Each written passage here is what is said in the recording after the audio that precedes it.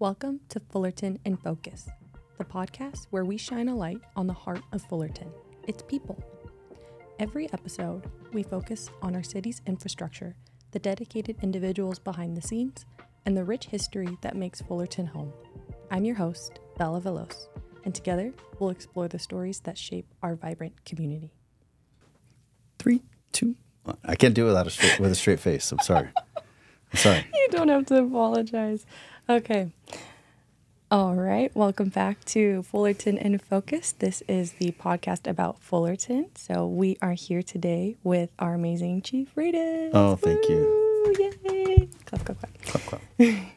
So today I'm going to be interviewing you, Chief. We're going to be talking about your experience here in Fullerton, your experience in law enforcement, Sure. and what you've really been enlightened through all of this, right? So today we'll go ahead and start off with a little bit of a brief bio Sure. about Chief Radus.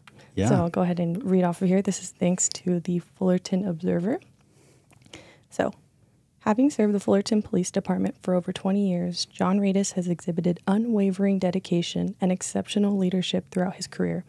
Radus, who previously held the position of captain, has demonstrated his commitment to the community through various roles within the department, including patrol officer, gang and narcotics detective, field training officer, patrol sergeant, community services supervisor, watch commander, traffic bureau commander, investigations bureau commander, and public information officer. So, Chief, with all that being said, you have a thorough background in law enforcement, especially here in Fullerton. Can you share a little bit of your backstory, like personally, right? Sure. What have you gone through these past, how many years have you been here?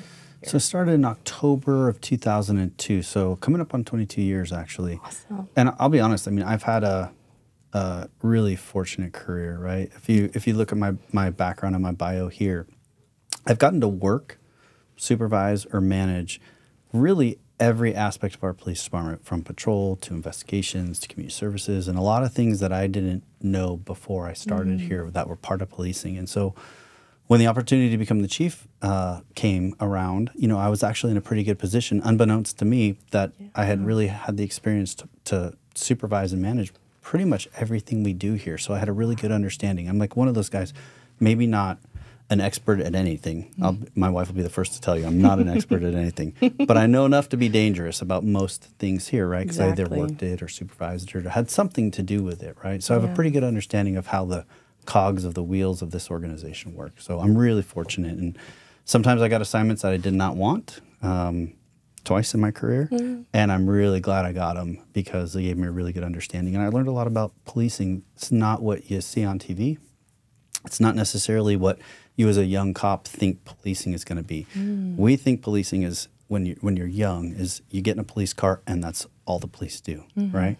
But when you get here and you've had some time to really realize what a police department does, there's so much that goes into it, whether it's the police officer wearing the uniform that's super forward-facing and the community sees it, but behind that police officer we have non-sworn professional staff, and a lot of them. We have dispatchers, we have records clerks, we have jailers, right? We have community service people that without all of them, the wheels of justice in this organization, like most, I would imagine, police departments, really doesn't work. You got to have all those people on the back end that don't get the people coming up to them saying thank you for your service. Right? We have a ton of non-sworn professional staff that do an incredible job here every day. Our police officers do as well, but there's a lot behind the scenes that people don't know and don't see, really. Yeah, absolutely.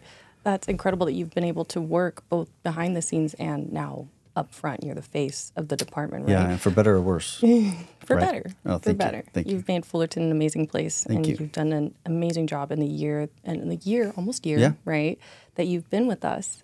So kind of leading into that next question, what has it been like, right, with your few months as interim chief, right? You were appointed in September of last year, and then in January, you were appointed officially, right? Yeah. So what has that been like? How has that changed? Yeah, that's an interesting question. So I don't, everyone before me has said that you really don't understand what it's like to be a chief of police until you're doing it. You can have a front row seat. And a lot of my assignments, I had a front row seat. The public information officer works directly for the chief of police. As a captain, I work directly for the chief of police. And you think you know, but you don't know. And I've heard that from a couple people, and it's true. You really don't know what it's like to be in that seat, because there's a lot of decisions that get made, and I have great captains, great command staff that help me make those decisions. But ultimately, at the end of the day, the decision that you make, whether it's personnel, whether it has to do with the community, whether it has to do with specific cases, really, ultimately, it's your name on the line, right?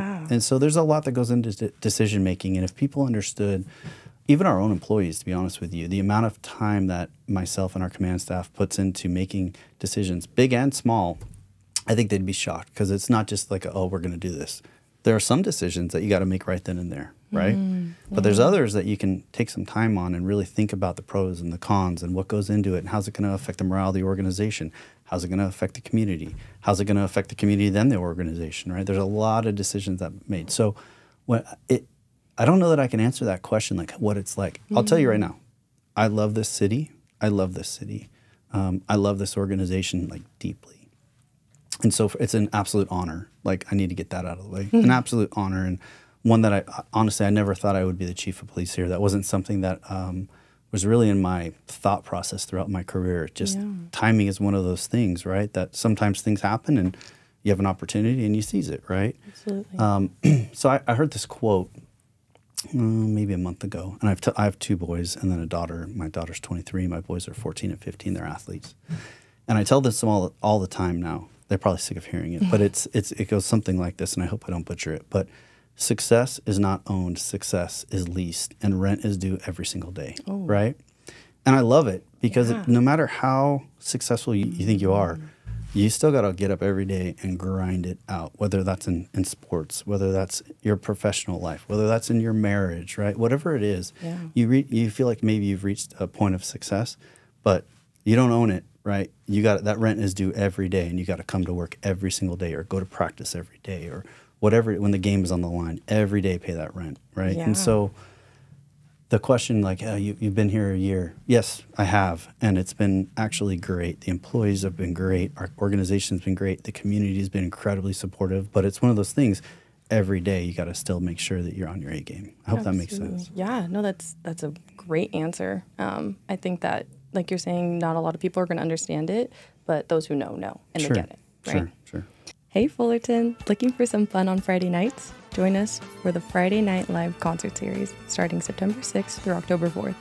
Each week, we're bringing you live music at different parks across the city. From classic rock to country hits, there's something for everyone. All concerts run from 6:30 to 8:30 p.m., and the best part, they're completely free. So grab your friends, bring a blanket, and enjoy a night of music under the stars.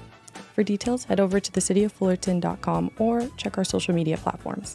Let's make these Friday nights unforgettable.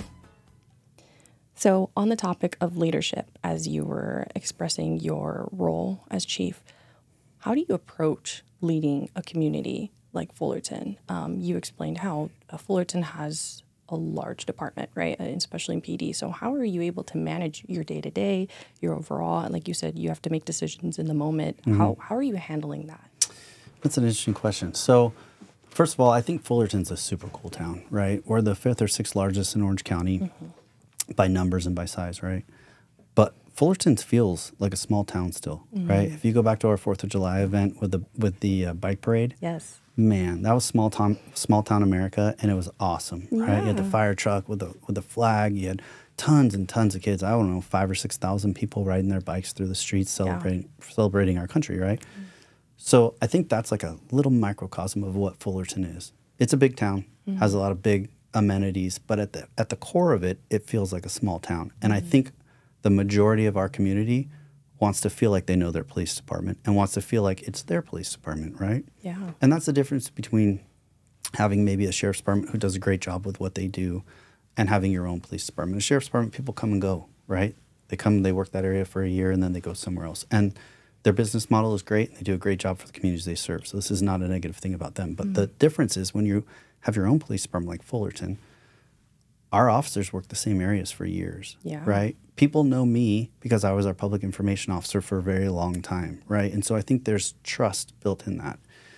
And I think leadership has a lot to do with trust, right? You got to trust the people that you hire. You got to trust the people that supervise them. You got to trust the people that supervise the supervisors, right? And then you got to trust for me, my captains, to be able to make those decisions, because I can't micromanage, right? Micromanaging creates problems everywhere. You got to give your people, you got to entrust that they're going to make the right decision and embolden them to make good decisions, right? And there's going to be like, you know, gas and brake. I talk about here guardrails a lot. We have policies, right? We have a ginormous book of policies that our people are subject to. And policing is totally different than any industry I know of, where discipline is part of everyday policing, right? Our officers get disciplined for a myriad of reasons all the time, right? Doesn't mean they're bad. It just means that we have those guardrails in place, and maybe they come and they swipe that guardrail. Maybe they literally do with our police car, right? But, and so I think they do. That's okay. But having guardrails set, right, for that our people know, they understand, our supervisors hold them accountable. And so I think part of having a police department that you know is one that you trust, right? And so maybe that means holding our officers accountable for something they did that they shouldn't have, and they get discipline out of it, or having the ability for our community to come out and come on ride-alongs and see us at community events. And so there's a whole host of things that goes into creating an environment. I don't even know if I'm answering your question at this point, but creating an environment where people trust their police department, right? And, you know, our police department has been through a lot. We've done a lot of really good policing, and it's no secret that we have a history, right? And not a great one for, you know, 2011-ish, right? But sometimes when bad things happen, good things come from it, right? And we're an entirely different organization today than we were then, right? And we've learned from mistakes, and sometimes you're forced to learn from your mistakes, just like in life, right? But it's about how you come out, and I think we've come out really strong since then. We have a huge community following. We engage in our community, and we still do really good police work. And so, again, it's those guardrails and the gas and the brake, and explaining that to our supervisors and hold our people accountable. I'll give you an example. We generate more internal complaints about our employees than we get from the public, meaning our supervisors generate more investigations about our own employees. And it could be something small. Hey, you didn't turn your camera on in time, or you weren't wearing a seatbelt when you got in a car accident, or you turned a report in late. But all that being said, we have more investigations internally that we generate by our own supervisors than we do from the public complaining about our police officers. And I think that's something that's pretty important to tell. Number one, says our police officers are actually doing a pretty good job. And when they don't, we hold them accountable. And then two, we are policing our own police officers more than the public has to, right? And so I think that's a really important thing that our community should know, is that we hold our people to a very high standard, right? And if they don't meet that standard, they get training, they get discipline, or unfortunately they lose their jobs, right? Because this is a job where you have to trust the people you're calling for help, right? Absolutely, and so I take that very seriously, and that hopefully permeates throughout the organization. Yeah, I mean, you're speaking about accountability, and for sure, absolutely, that is at the heart of Fullerton, right? And you really see that reflected in PD. So that's awesome for you to then bring that to the audience, right, and explain that and be transparent as well, which is a huge thing. Yeah, it's 2024, right? People are not asking for less police accountability. People are not asking for less transparency for the police department. You know, we get asked all the time when we did On Patrol Live, right? And if for those that aren't familiar with On Patrol Live, it's kind of like the NFL red zone of policing, right? Where they follow a bunch of police departments one night, and they go to what's kind of happening in that town. And we did it. We were supposed to do it for 8 weeks. We ended up doing it for 8 months. And I can think of no more way to be transparent with the community that you serve than to have cameras with your police officers on live television. Absolutely. Right? And I think for us, and it was a decision, you know, former Chief Dunn was here at the time, but I was a really strong proponent of it because I believe our police officers do fantastic police work every single night, right? And I'm not afraid to showcase that, right? The chief at the time was not afraid to showcase that because he believed the same thing, to be fair. And, you know, we ended up staying for 8 months, and we ended up leaving the show. Our police officers needed a break. It's a lot of stress to have a camera in your car, right? Absolutely. But we get asked constantly on our social media from our community and from viewers all over the world, actually, hey, when are you guys coming back, right? Because it was a unique experience, right? And so I'm very proud of that, and very proud of police officers that were on it. That's awesome. That's so awesome to hear. I love that. Behind every badge in the Fullerton Police Department, there's a story of parents, friends, loved ones lives woven into the fabric of our community. And we're here to prevent crime, protect life, and pursue justice. Not because it's our job, but because this is our home. We stand for justice, for safety, for you. Join the Fullerton Police Department. Together, we can make a difference. So speaking about these initiatives that the Fullerton PD has taken to be more transparent, to have more accountability, whether that's internal or external, right? What are some initiatives or other changes that you have personally made during your year, or almost year, Sure. right, here, that you're really proud of? That's a good question. So we've continued a few things that were started under Chief Dunn. Number one, our mounted unit, right? And that is now in full effect. They're out at events. They're walking the trails. They're awesome. Yeah, they're super great. Yeah. And I really like it for a couple of reasons. One, we can do, if we have an event downtown on a Friday night, right? Cinco de Mayo, whatever you want. St. Patrick's Day. Yeah.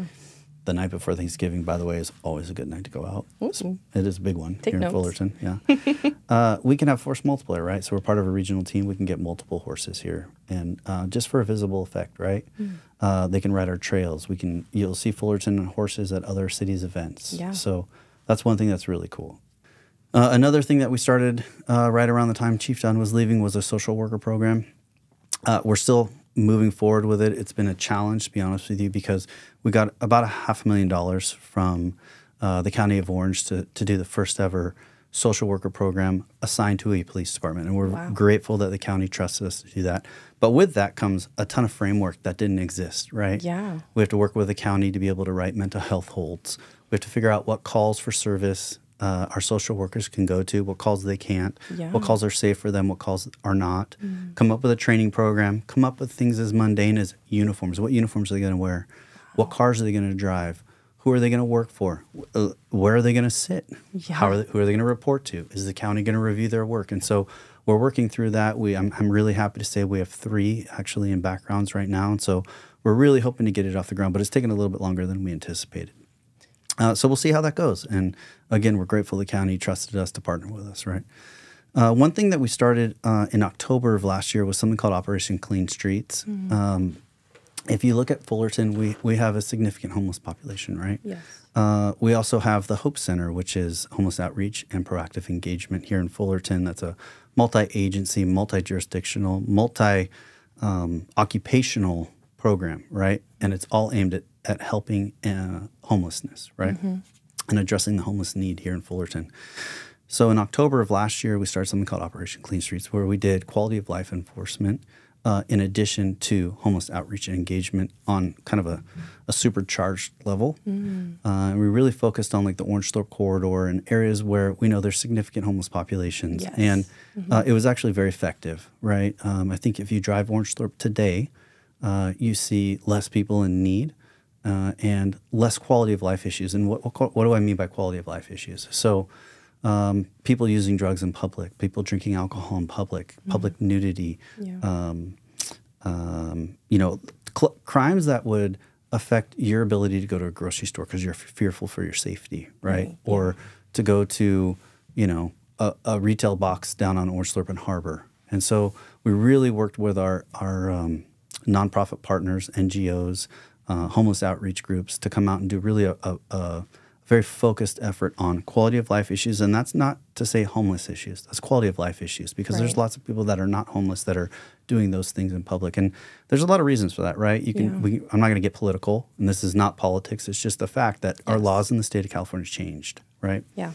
Something that previously would have sent you to jail or to prison, a lot of times now you get a ticket. And because of that, we had a larger population of people that were using drugs in public and drinking in public and doing crimes that really do affect the quality of life for our residents and those people that come here to work, play, school, all of those things. And so I'm very proud of that program. It was very effective for a really long time, and it continues to be effective to this day. Yeah, I mean, that's amazing. And I thank you for clarifying for that as well, because I was questioning, like, does that mean directly homelessness? No. So clarifying that for myself as well as the audience is amazing. Yeah, I think you could assume, right? People assume, oh, well, they're homeless, so they're committing crimes. That's not true. A lot of our we call them homeless neighbors, a lot of the homeless neighbors here in Fullerton truly want to get off the streets and they're looking for those resources. And I'll give you an example, right? Sometimes people don't have a driver's license to be able to get, or an ID card to be able to get the services that they're due, right? Yeah. Our homeless liaison officers and our officers that work at the Hope Center will take them to the DMV to get them an ID card. They will take them to the Social Security office to get them their Social Security card so they can actually access some of those services that they have been denied or didn't have the ability to get into to start the process, right? And so I think it's a multi-pronged approach, right? The Fullerton Police Department is very clear. We are not going to solve the homeless problem, right? It's a much bigger social issue than the Fullerton Police Department, the Brea Police Department, the Santa Ana Police Department, the Los Angeles Police Department, and I know they have a huge program in LA with hundreds of millions of dollars. That will not solve the homeless issue, right? The homeless issue is a societal issue, and it's something that we have to sort of manage, right? Because we're in the position as the police department, but there's so many different hands that have to be effective in that management, right? From social services, offices of engagement, like, you know, O&E, all of these things that are working together. And that's what the Hope Center does too, is it brings all of those resources together to hopefully have a positive impact on homelessness, on mental health issues, right? Which are probably more today than there's ever been, right? And which is why our social worker program, you know, are they going to be able to go to calls for service where someone's acting violently? Absolutely not, right? We're not going to put them in that position, nor is that what they're trained to do. That's what a police officer is trained to do. Exactly. However, when that situation is stabilized, we'll be able to bring our social workers in and provide them resources, right? And we actually have a very good relationship with Orange County Mental Health today, and we have for probably 10 or 12 years, where we have a social worker from Orange County Mental Health that rides with our officers multiple days a week. He's the same guy. He does a great job. And so we do have that resource now. Right? That's awesome. I mean, that's great to hear that, you know, there's an awareness, right, that we are Fullerton as a whole. It's not just PD. It doesn't just fall on your guys' shoulders, right? It falls on all of our shoulders, as well as the county and the state, right? And we're all taking this approach to end the homelessness, or at least alleviate it, right? And so it's much more complex than maybe a lot of people perceive it to be. Without a doubt. Yeah. Without a doubt. Awesome. All right. So moving on to our next question. Policing has been a topic of significant public interest and discussion in recent years. We think of, 2020, we think of really these past 4 years, right?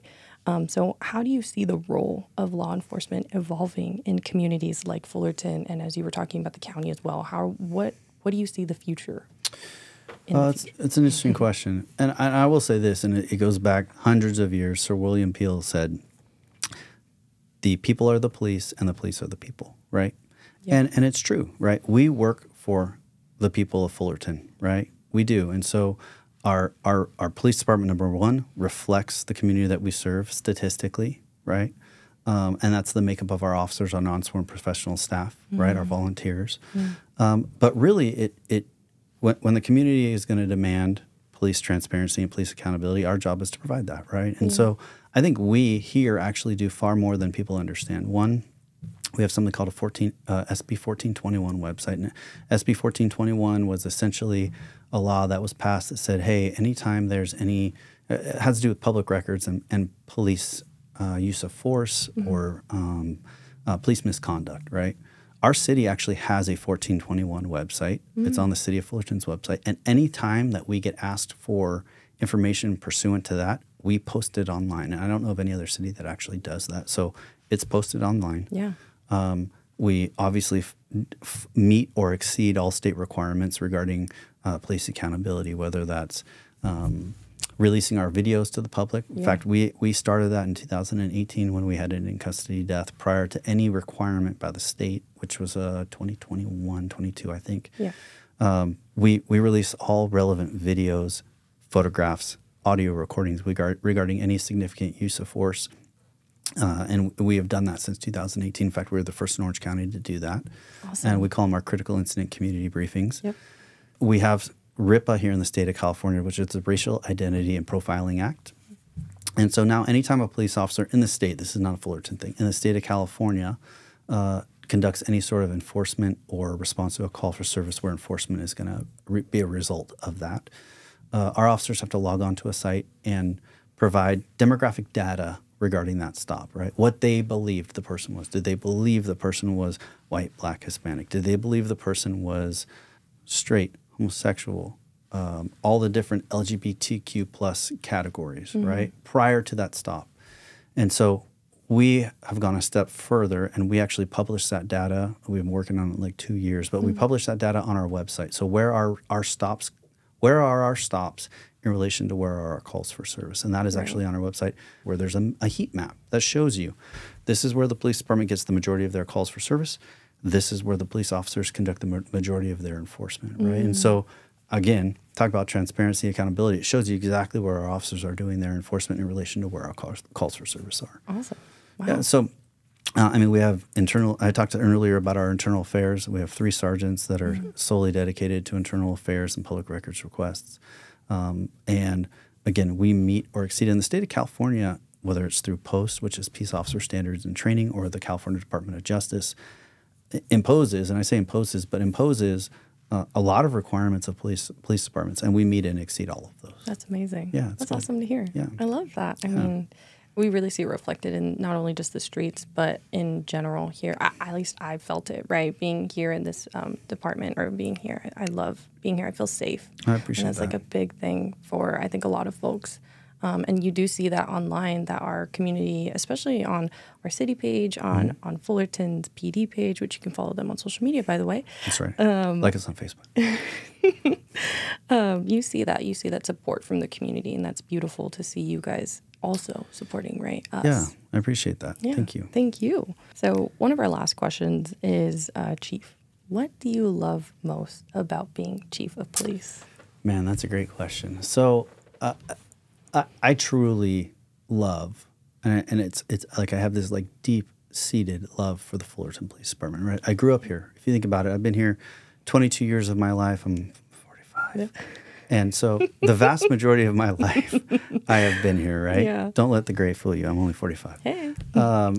And so I think being in a position now to steer the ship that I've been a rower on the ship my whole career, right? And now to be the guy calling the strokes in the back, hey, stroke. It's something pretty special, Yeah. And to be able to kind of guide this place that I love so much into the next generation and identify future leaders. And I always say, inside of fact, I said this when I got sworn in, like, I am the chief of police right now, right? But the office that I sit in, the chair that I sit in, it is not mine, right? It is not mine. I am temporarily here. Yeah. And my job is to be a good steward of it, right? And to make sure that I set this place up, when I say this place, the Fullerton Police Department, up for success when I'm gone, right? And in a vision that I believe it should be. And I really believe the police have two very basic responsibilities. You could replace what I'm saying with the chief of police here, or if I was the chief of police in, pick a name. Right? Texas, right? Which everyone's going there. Maybe I will too. Maybe. But I really believe that a police department has 2 very, very basic responsibilities to their community. And that is, 1, to reduce crime, and then 2 is to reduce the fear of crime.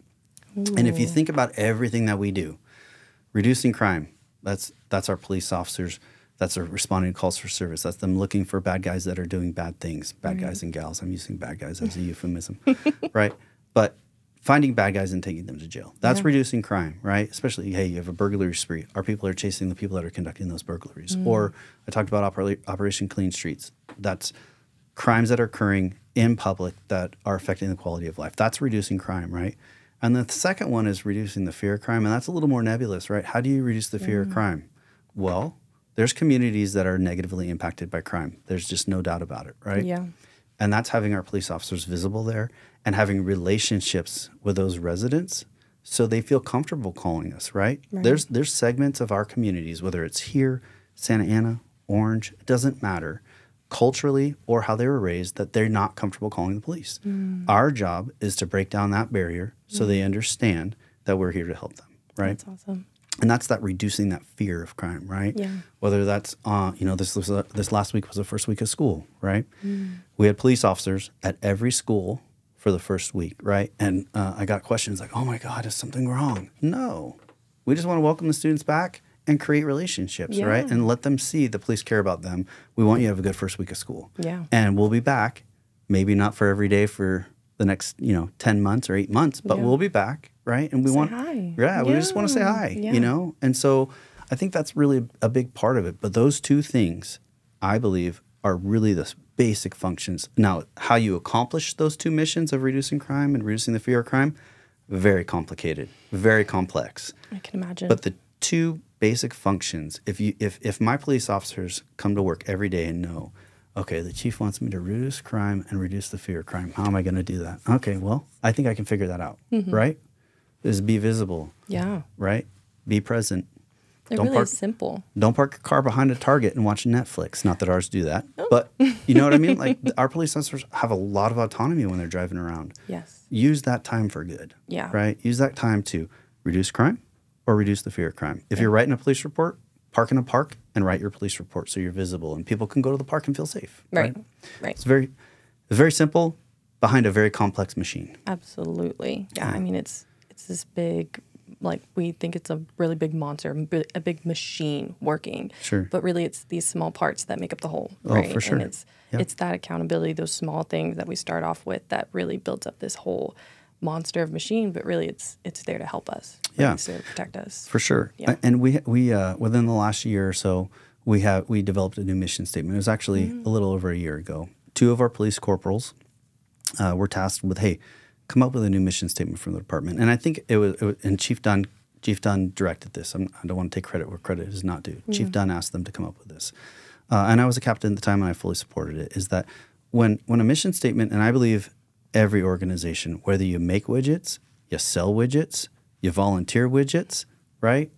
Your trade widgets, any organization should have a mission statement that its people understand and know. Because I think a mission statement, and I talk about this all the time with our people, any promotional ceremony we have, any swearing in, any group function we have with our police department, I talk about our mission statement because I think it's so important.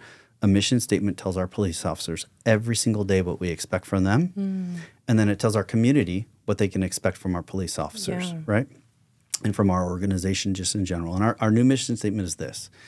The Fullerton Police Department is committed to the prevention of crime and disorder, the protection of life and property, and the relentless pursuit of justice. Awesome. And I think for us, and especially being here for so long, I know that that is really, truly the heart and soul of this organization is preventing crime, protecting its people, and then relentlessly pursuing justice. And I say that, and I love the word relentless, because when we have a major crime here, all of our detectives come in, and we have a very successful rate when it comes to solving those crimes, right? You look at a homicide or a significant robbery or something that really affects our community, we will relentlessly pursue those individuals to the ends of the earth to find them, right? And I think that mission statement really speaks to the culture of our department, right? So the other thing is in Orange County, each police department has a station number.